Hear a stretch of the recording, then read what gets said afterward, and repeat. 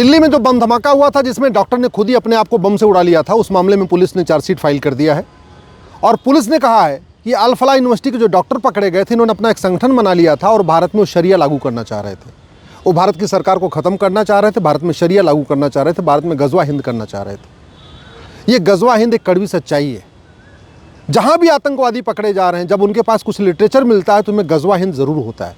सवाल ये है कि चीन में गज़वा चीन क्यों नहीं होता, सिंगापुर में गज़वा सिंगापुर क्यों नहीं हो रहा है, जापान में गज़वा जापान का नारा क्यों नहीं लगता है, भारत वाले जो भारत के अंदर बैठे हैं वही गज़वा हिंद का नारा क्यों दे रहे हैं, गज़वा हिंद के बारे में क्यों सोच रहे हैं?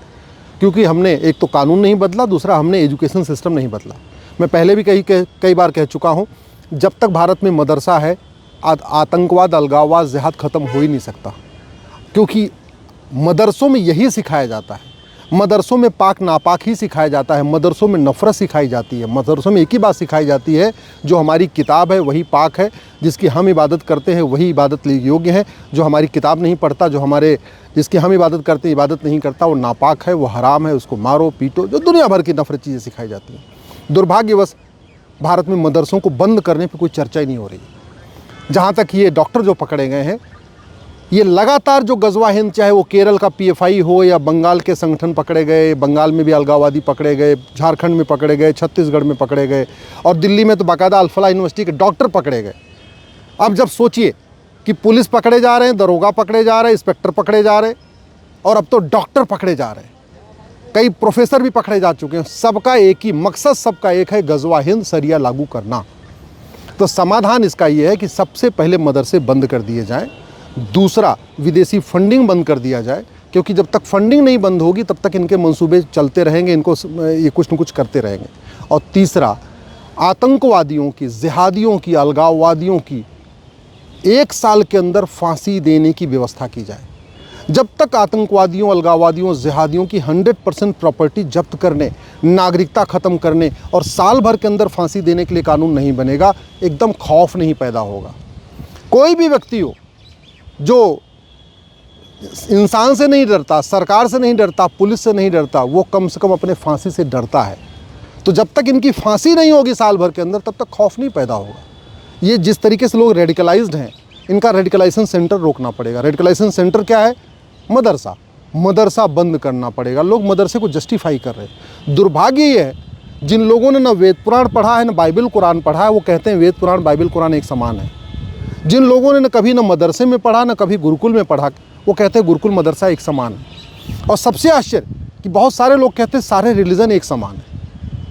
ये सबसे बड़ा भ्रम है, सबसे बड़ी भूल है।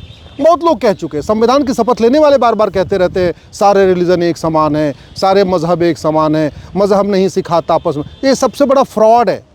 अरे जब सारे जज एक समान नहीं हो सकते, सारे डॉक्टर एक समान नहीं हो सकते, सारे वकील एक समान नहीं हो सकते, सारे साइंटिस्ट एक जैसे नहीं हो सकते, माँ के पेट से जुड़वा पैदा हुए बच्चे एक समान नहीं हो सकते, सारे संत एक समान नहीं हो सकते, सारे कथावाचक एक समान नहीं हो सकते, सारे पादरी एक समान नहीं हैं, सारे मौलवी एक समान नहीं हैं, तो सारे रिलीजन एक समान कैसे होते हैं? क्योंकि रिलीजन तो इंसानों के द्वारा शुरू किया गया और इंसान की सोच अलग अलग होती है।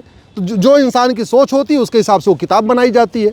तो जब इंसान अलग अलग है तो उसके द्वारा शुरू किया गया रिलीजन एक समान कैसे हो सकता है? ये भ्रम जब तक है तब तक आतंकवाद, अलगाववाद, जिहाद नहीं रुक सकता। जब तक दिमाग में ये चल रहा है कि बाइबल, कुरान, वेद पुराण एक समान है, तब तक आतंकवाद, अलगाववाद ख़त्म नहीं हो सकता।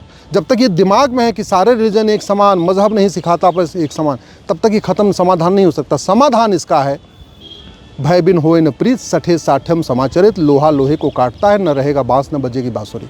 और सच्चाई ये है, गज़वा हिंद करने के लिए केवल बम धमाके नहीं हो रहे हैं, गज़वा हिंद करने के लिए लफ्ज़ जिहाद हो रहा है। जितने लफ्ज़ जिहादी पकड़े जा रहे हैं, अल्टीमेटली जब उनसे पूछताछ होती है तो उनका एक ही लक्ष्य होता है, गज़वा हिंद करना। जितने धर्मांतरण लोग करा रहे हैं, उनका लक्ष्य है गज़वा हिंद करना। जो घुसपैठियों को यहाँ लाके बुला के बसा रहे, उनका लक्ष्य है गज़वा हिंद करना। जो 15-15 बच्चे पैदा कर रहे हैं, उनका लक्ष्य है गज़वा हिंद करना। तो गज़वा हिंद करने का एक सबसे बड़ा आसान तरीका डेमोग्राफी बदल दी जाए, और डेमोग्राफी बदल रही है, बहुत तेज़ी के साथ बदल रही है। 9 राज्यों की डेमोग्राफी बदल चुकी है। 800 जिलों में से 200 जिलों की डेमोग्राफी बदल गई है। 6000 तहसीलों में से 1500 तहसीलों की डेमोग्राफी बदल गई है। और ये जो डेमोग्राफी बदली है वो बदल रही है लफ्ज़ जिहाद के कारण, धर्मांतरण के कारण, घुसपैठ के कारण, जनसंख्या विस्फोट के कारण। ये जो नफ़रत बढ़ रही है वो बढ़ रही है मदरसों के कारण। तो न मदरसे बंद हो रहे हैं, न लफ्ज़ जिहाद के खिलाफ कठोर कानून बना, न धर्मांतरण खिलाफ कठोर कानून बना, न घुसपैठ खिलाफ कठोर कानून बना, न जनसंख्या नियंत्रण कानून बना। तो डेमोग्राफी जिसके वजह से बदल रही है उसमें से कुछ भी नहीं रोका जा रहा है, और डेमोग्राफी पर डे बदल रही है, तो फिर तो गज़वा हिंद का सपना साकार हो ही जाएगा। इसलिए मैं सरकार से निवेदन कर रहा हूँ, ये जो समस्या है लफ्ज़ जिहाद, धर्मांतरण, घुसपैठ और जनसंख्या विस्फोट, तत्काल इसके लिए कठोर कानून बनाइए।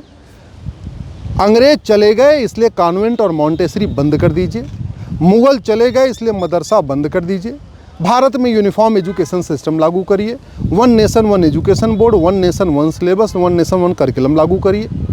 और जो आदमी गज़वा हिंद का सपना देख रहा है ऐसी सज़ा दीजिए कि आने वाले टाइम में दोबारा कोई ऐसा सपना न देखे। लेकिन वो तभी हो सकता है जब कानून बदलेगा।